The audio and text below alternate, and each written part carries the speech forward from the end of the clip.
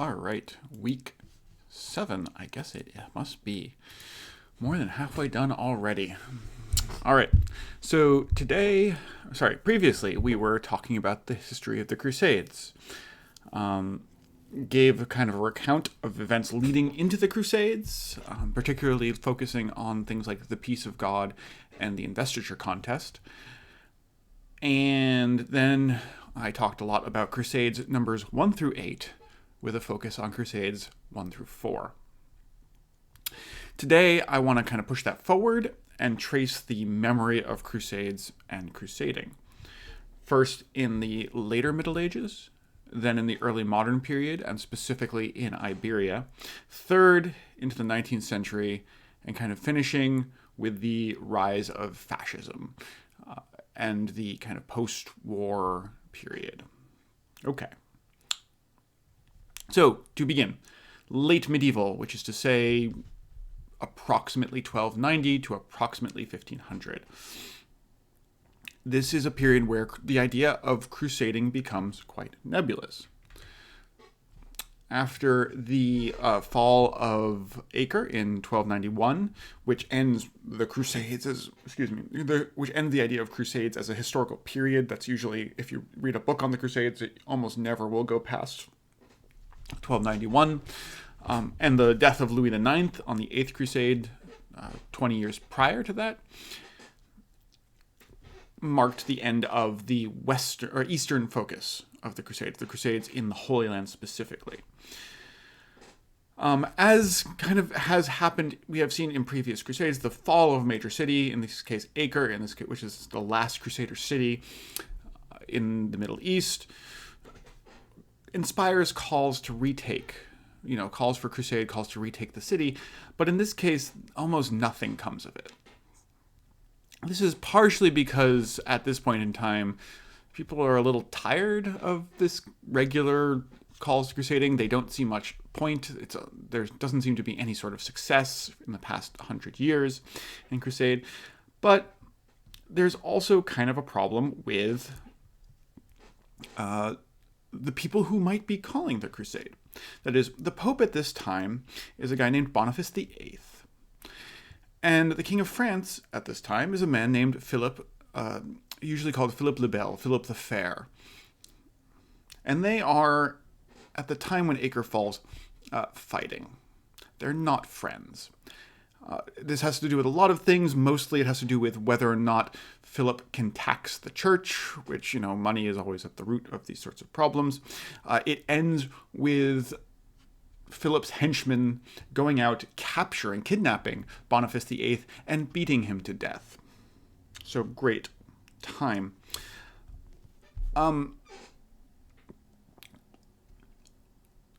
This has profound consequences, not only as a scandal in the Western Church, but also in terms of kind of power structures and what's happening. Because Philip, the King of France, is quite powerful and shows his power quite effectively over Boniface VIII, because the French Church, the Church in kind of Philip's dominions, side with Philip and don't do what happened in the past with the investiture contest and side with the Pope, right? So there isn't a split going on here. The Church comes under the thumb of the French monarchs at this point in time. In the 1305, Clement V is elected Pope as Boniface's successor. Clement is himself a French cardinal. He's from France. And he moves the papacy to a place called Avignon. Avignon is in the south of France, kind of halfway between, directly south of Lyon on the Rhone River. If you've ever heard the little song, on the bridge of Avignon, they're all dancing, that's here. Where he settles and his successors settle. That is, the papacy has now moved from Rome and resides in Avignon. And this is, again, a scandal. It keeps the church under the control of the French kings. The French like it. The Germans and English, therefore, do not. And the papacy causes a lot of problems because the papacy now needs a lot of money to build what you see behind you, the Palace of the Popes at Avignon, incredibly expensive building, and procedures to kind of start building themselves an infrastructure that they were used to in Rome. And the papacy stays in Avignon until 1373, so a good 70 years. And when it returns, there's a problem, because the Pope returns and then dies. And the cardinals elect a new Pope who's like, okay, we're going to stay in Rome. And then they decide they don't want to do that.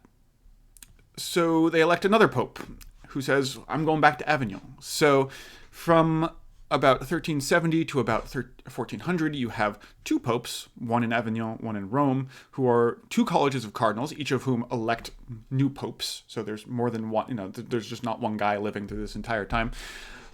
And then we start getting into the weird stuff where, even those colleges of cardinals start splitting. And at one point in time, there are four popes, all claiming to be pope in various different places. It's a mess.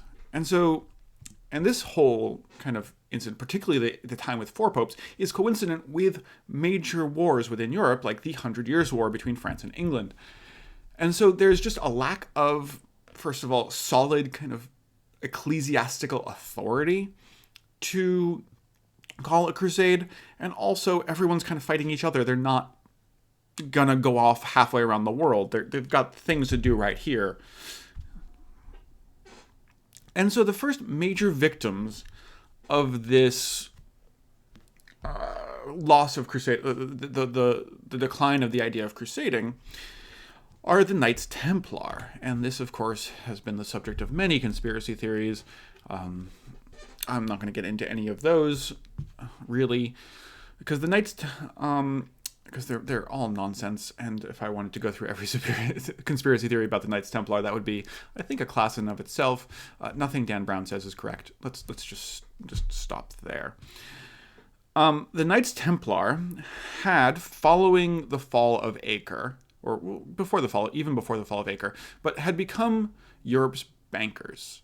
They had chapter houses spread across the Mediterranean, and you could put gold into one of those chapter houses and get a promissory note and travel halfway across the world and go to another Templar house and say, like, here's my note that says I deposited money there, and they would give you your gold.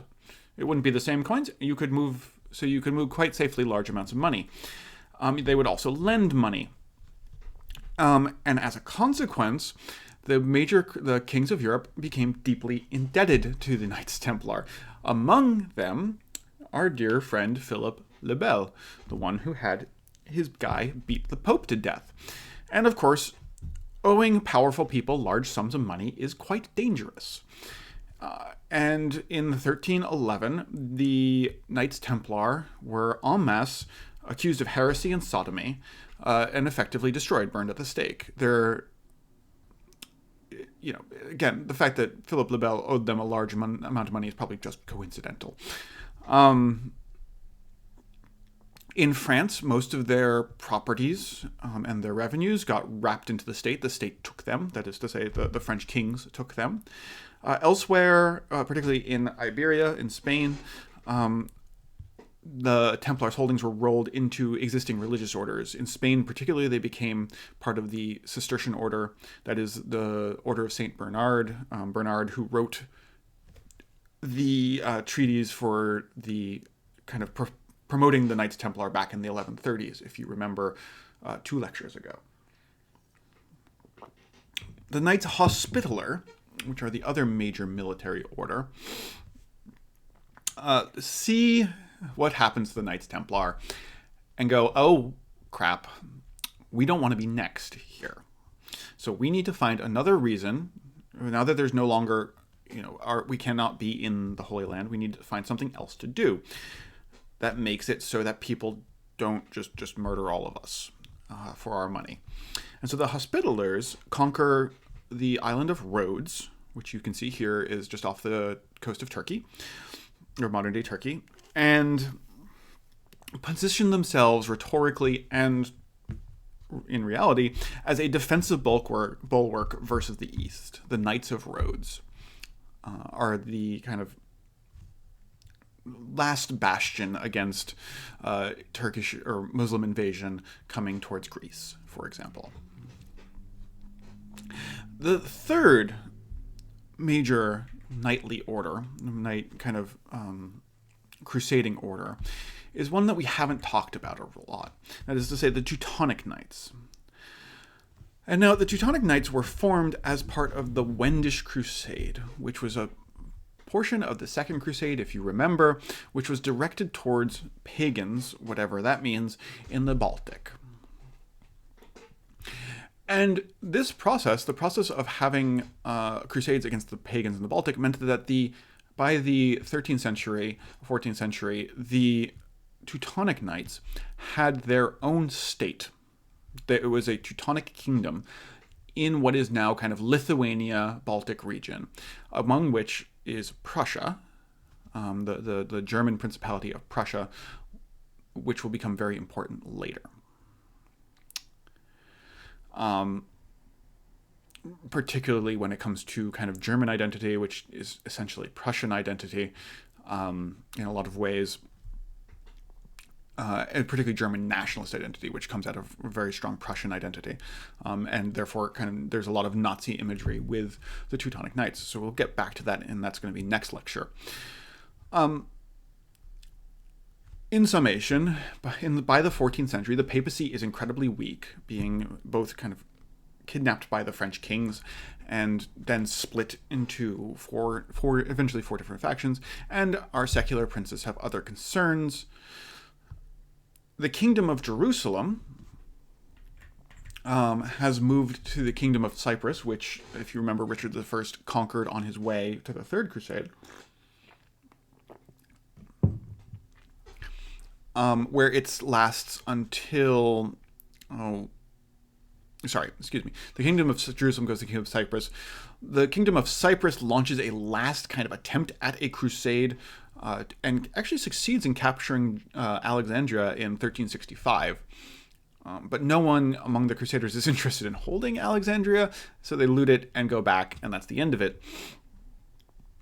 The king at that point in time, Peter, spends so much money on kind of trying to conquer Egypt that he is actually assassinated by his barons, who don't like the fact that he's taking and spending all their money on this thing that they're seeing no return from. Cyprus eventually becomes an Egyptian client state in 1426, and then is wrapped into the Venetian Empire in 1489.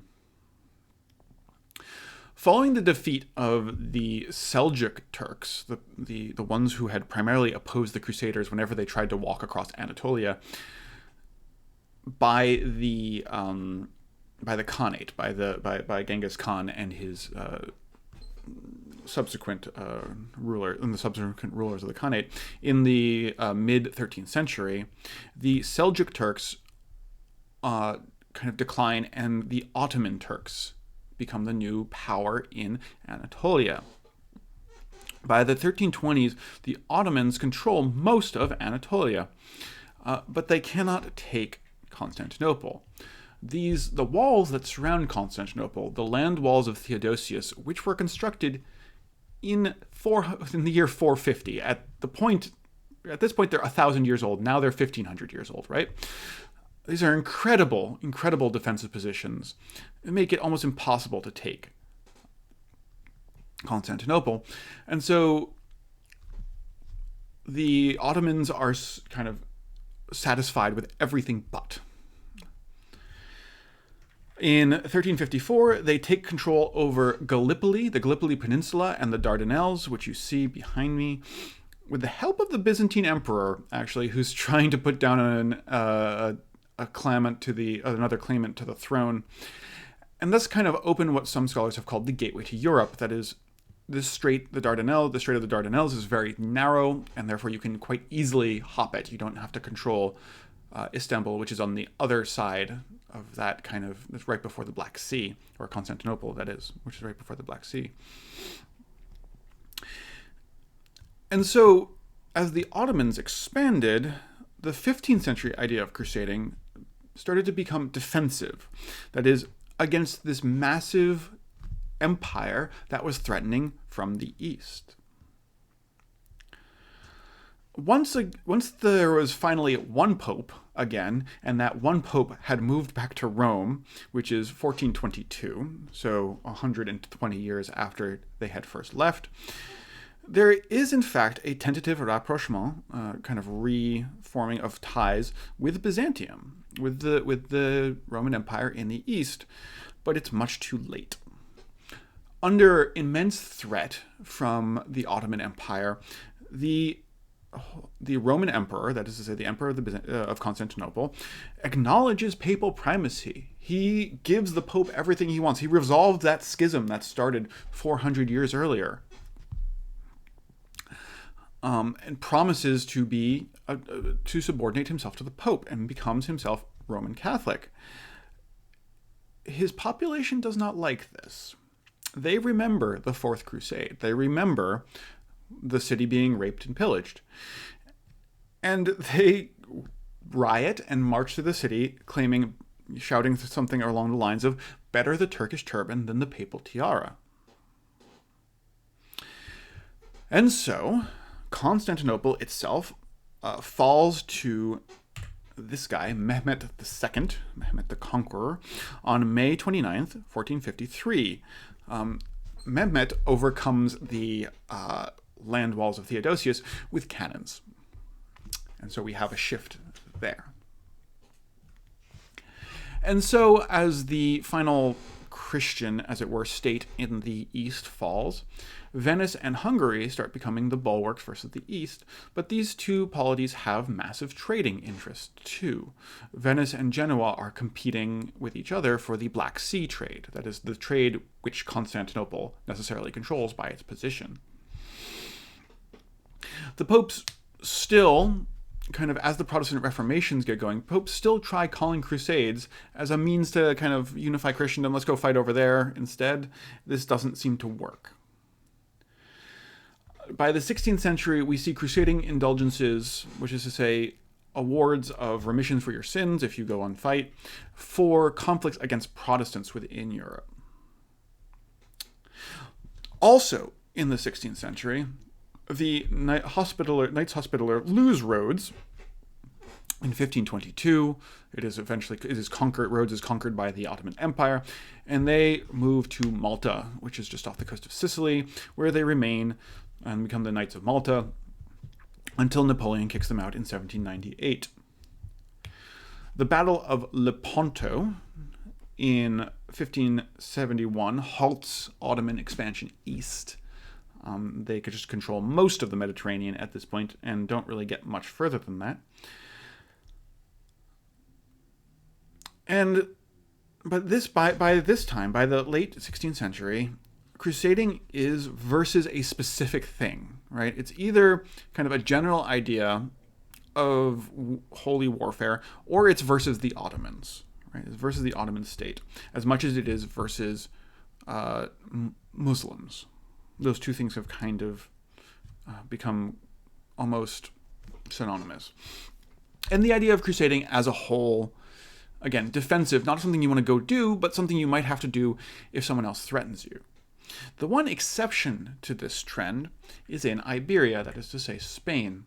And this map behind me is, of course, in German, because the Germans make the best maps. I have not talked a lot about holy war on the Iberian Peninsula, except for the capture of Lisbon during the Second Crusade. And this is more because it's important. I think of it as more important for the early modern period, when Spain kind of finally comes into its own, as it were, more than it is for the idea of crusading in the 12th and 13th century proper. So, after the fall of the Western Roman Empire, the Visigoths had started ruling Spain in their stead, or the Iberian Peninsula in their stead.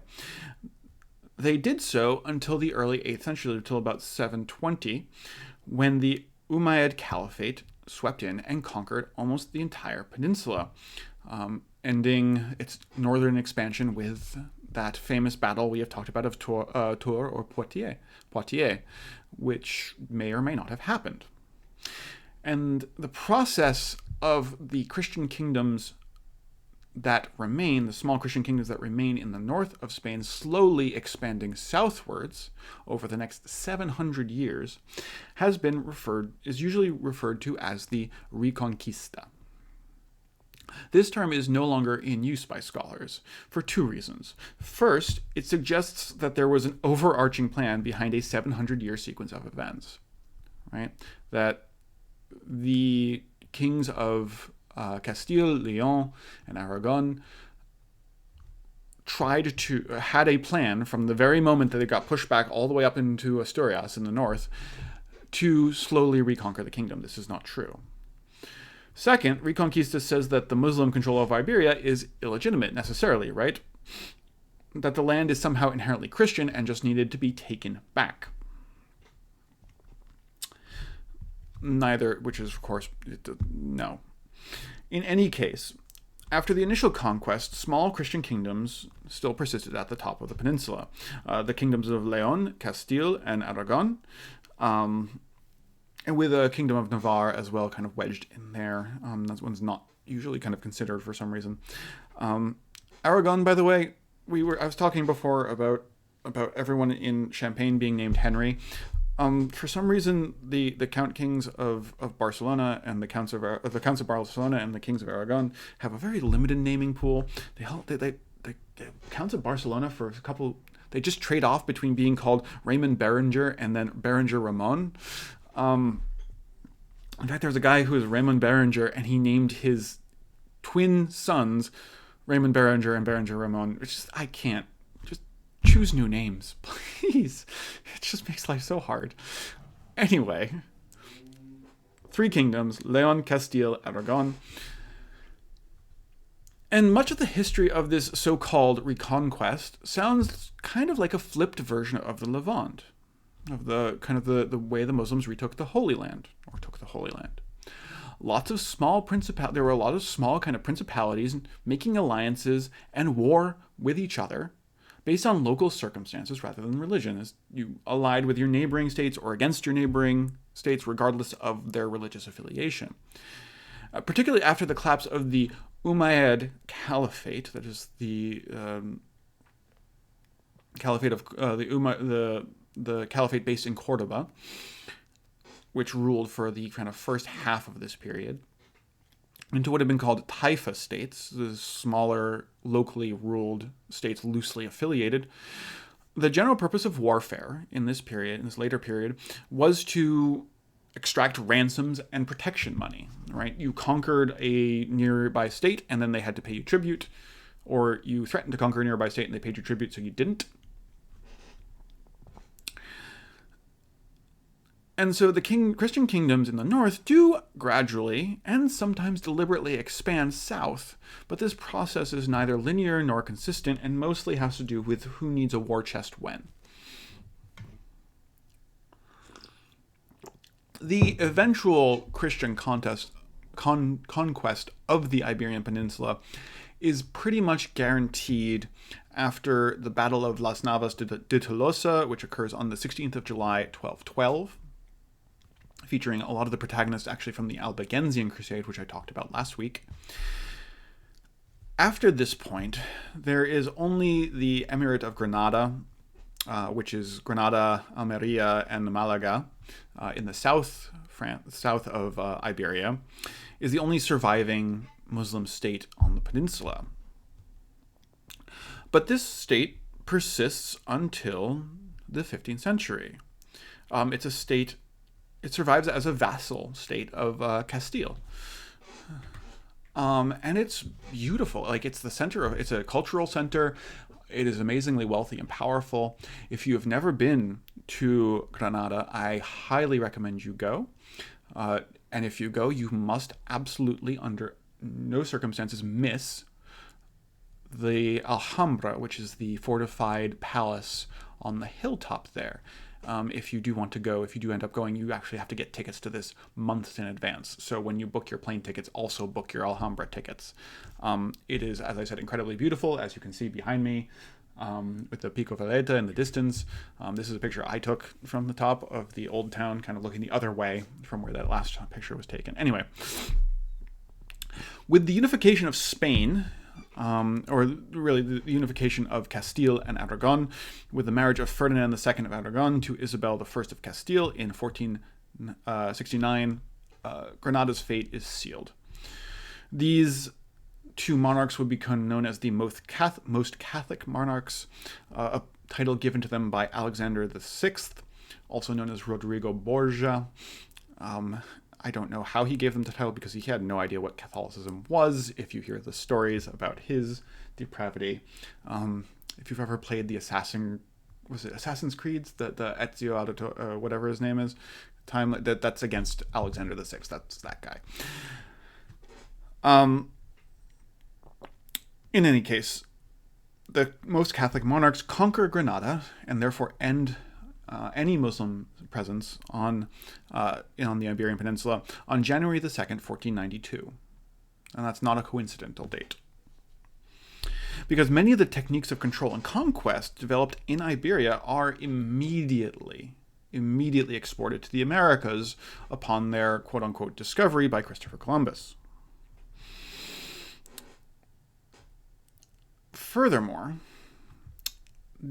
Spain itself, under the direction of the Holy Roman Emperor Charles V Habsburg, who controls Spain, Germany, Italy, most of Austria-Hungary, parts of France.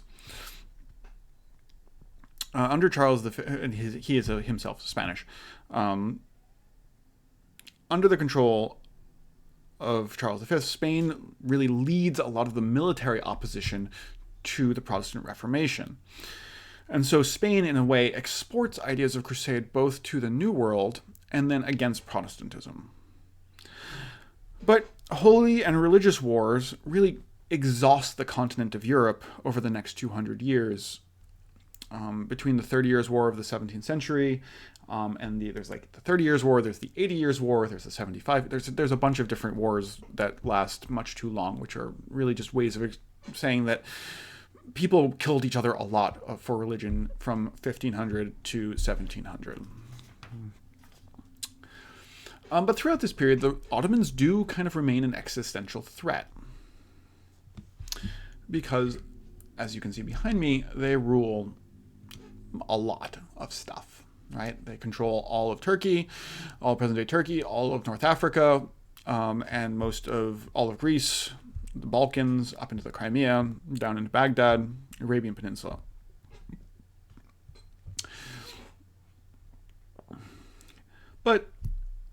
And all this means, all this kind of the expansion to the New World and the fighting within Europe means that by the 18th century, the Crusades in the Levant, in the Middle East, are barely remembered both in the Arab world and in the Christian one. And you should keep this in mind as you read your readings for this week, because I have not given you Madden to read because I agree with anything he says. Yes, it is true that some secular, what does secular really mean? We'll talk a lot about that in a bit. A lot of secular thinkers in the 18th century see corrupt clergy as a problem, as the problem of the Crusades, an idea that's still with us, as we will see when we watch Kingdom of Heaven. But that's not nearly the end of the story. There is a revitalization of crusading as an idea in the 19th century. This revitalization, Madden really blames on Scott, but Scott's if Scott is going to take responsibility for it, it's fairly late. Because remember, as I think I said about maybe the first or second lecture, from the 17th century onward, France has been building its national identity in opposition to a black Muslim Mediterranean. That is to say, against the Ottoman Empire, but also Algiers and North Africa. And at least in the French context, the Crusades start to slot in nicely here. The final crusade, Louis IX dies at Tunis, after all, in Algeria. And the south of France, that is to say Occitania, is both most affected by Mediterranean piracy and also the source of everyone in the First Crusade, if you remember Raymond of Toulouse, etc. And so there is a massive resurgence of Crusade rhetoric tied to national identity as France expands under Napoleon, who is himself Mediterranean. He's a Corsican, right? He's from an island, one of the larger islands in the Mediterranean Ocean. And France's interest in Crusade is seen as Napoleon himself conquers Egypt in 1811 or so, and then Algeria and Tunisia. His subsequent French rulers conquer Algeria and Tunisia, again the targets of the Eighth Crusade, in the 1830s. Greece at the same time is quote unquote liberated from Turkish control in about 1830 as well. And so, although before the French Revolution, people thought of the Crusades as kind of a pan-European endeavor, when they thought of them at all, as a pan-European endeavor ended by moral failings, and with Protestants and Catholics disagreeing on the specifics of those moral failings, by the 19th century, the Crusades were inextricably integrated, or beginning to be integrated, really, into nationalist identities. And this integration of the Crusades into 19th century nationalist identities comes in two forms. First, in the form of national myth, and then second, in the form of crusading as a praxis. Myths. That is, Crusaders began to be mythologized and revitalized as national heroes. Louis IX in France becomes a symbol of French power. Richard I in England, as we have seen, particularly through the works of Walter Scott, in this case, finally here. Frederick I Barbarossa, the one who drowned in the river, or Frederick II, the one who negotiated the return of Jerusalem in kind of Germany / the Holy Roman Empire, depending on what you're talking about. And Saladin for pan-Arab movements, which we will talk about more at the end of this lecture. Praxis. Crusading is a method. Crusading, in a sense, gives rights to territories. The Teutonic kingdoms would eventually kind of be, as I said before, wrapped into Nazi rhetoric versus the East, for example. That they formed the historical precedent for Hitler's claims for Lebensraum, for living space towards the East, and the suppression of enslavement and massacre of Slavic peoples. And during in the colonial period, colonial centers, that is to say France, England, saw and understood crusaders as benevolent despots. That is to say, the crusader kingdoms in the East were kind of crude or primitive colonial powers. And this is where the beginning of the narrative of crusade as colonialism comes from. In this case, they thought of it as a good thing. And it's almost impossible to understate the way in which the Crusades became an inspiring factor for colonialism. We only need to look at kind of the end of the Middle Ages and the last colonies that Europe conquers to see how important it was. And specifically, I want to look at Gallipoli and Syria in the First World War. So I don't know how much is taught about the First World War in school these days.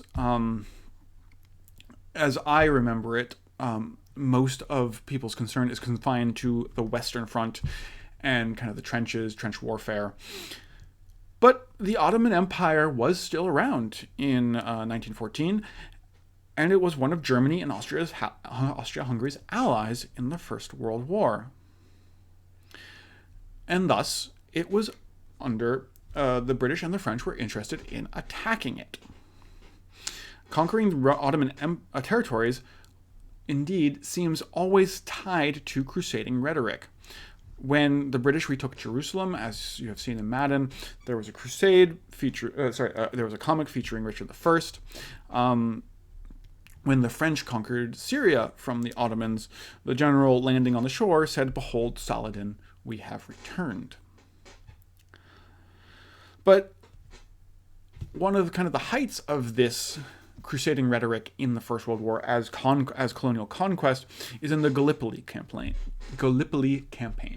That is, control of the Gallipoli Peninsula, the campaign to control the Gallipoli Peninsula and the Dardanelles which, again, if you remember, the Byzantine Empire had lost with the help of a Byzantine emperor to the Ottoman Turks some, what is that, 600 years previously.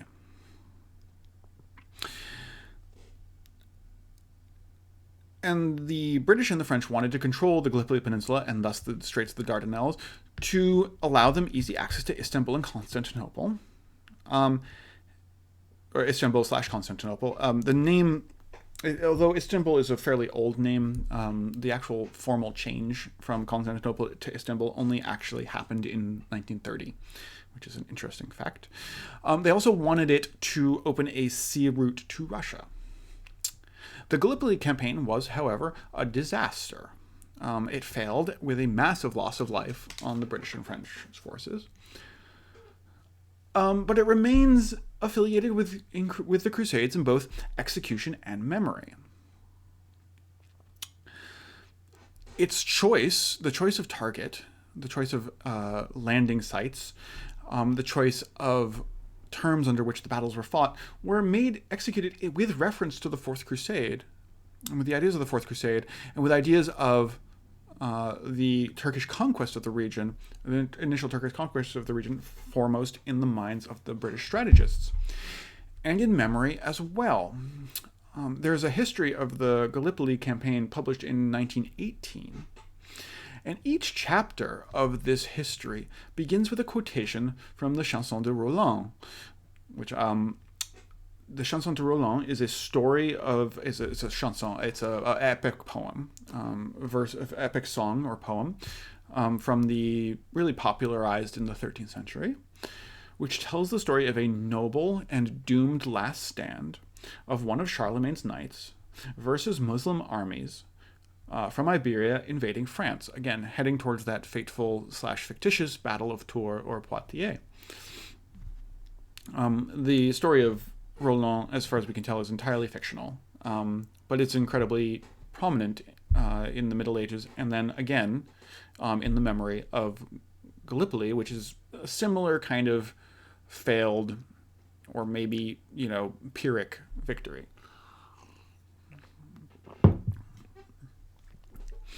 And so by the 1920s, the height of which really is the height of colonialism, European colonialism, crusading was inherently linked to modern nationalism, to Western nationalism.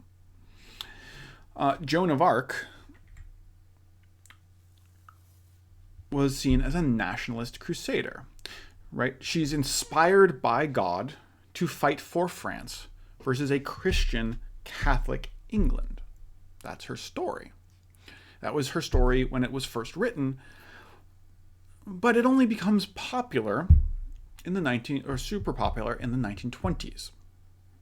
Because you look at this picture behind you, and Joan of Arc essentially looks like a flapper, right? A woman from the 1920s who liked to go clubbing. This is not an accident. Joan of Arc is canonized only on May 16th of 1920. That is to say, she, despite the fact she died in the 15th century, the push to make her into a saint happens in the immediate context of the First World War.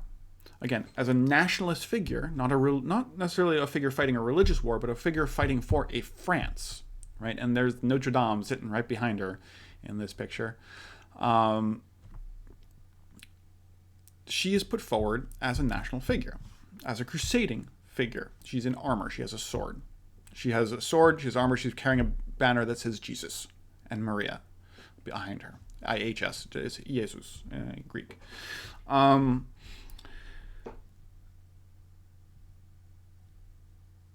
we also see this kind of in the response to colonialism.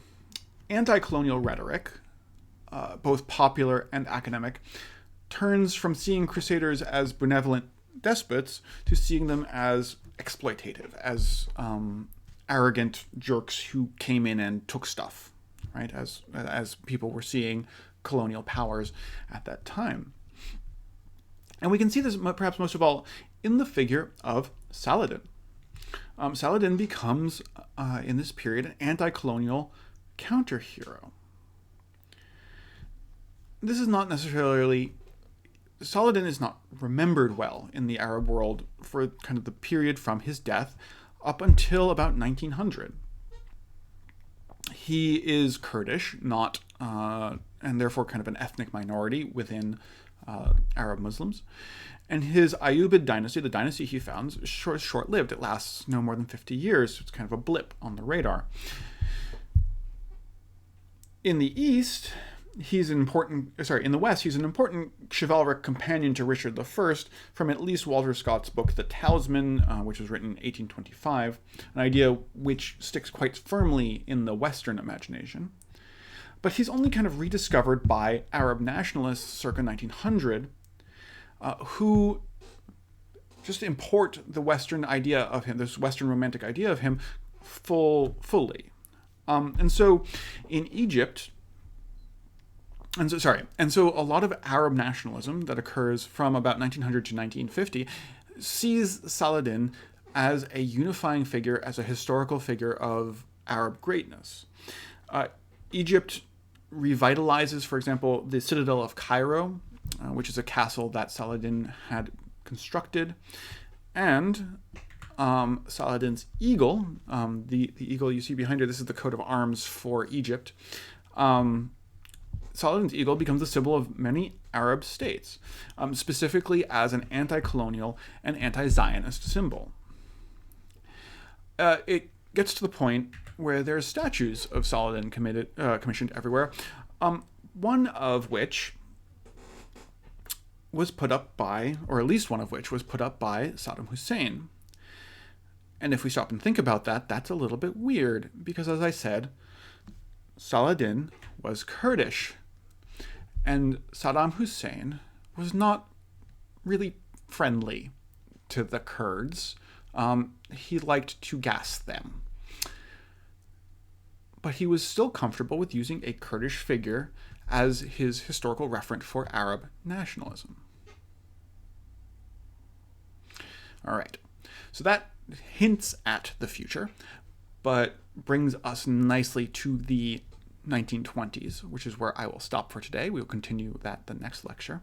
But conclusions from this. From this kind of overview of history from the Crusades until about the 1920s, we have seen that crusading becomes a big idea. It goes from very specifically, let's go to Jerusalem, with the Pope telling people to go to Jerusalem, to a more, let's fight some wars against people we don't like, with the Pope fading both from European prominence and also kind of prominence in calling the Crusades. The Crusades themselves become a rather unimportant historical curiosity from about 1600 to 1750. There's a revitalization of Crusades, crusading, and crusaders with the revitalization of the medieval Romantic and the late 18th or early 19th century for nationalistic purposes. And the Crusades and specific crusaders become incredibly important to colonial rhetoric at the end of the 19th and early 20th century. In the next lecture, we're going to talk about the idea of crusading going into World War II and World War II, which has been called The Last Crusade. The Indiana Jones movie of the same title is not an accident again, up until the present day. And I look forward to seeing you then.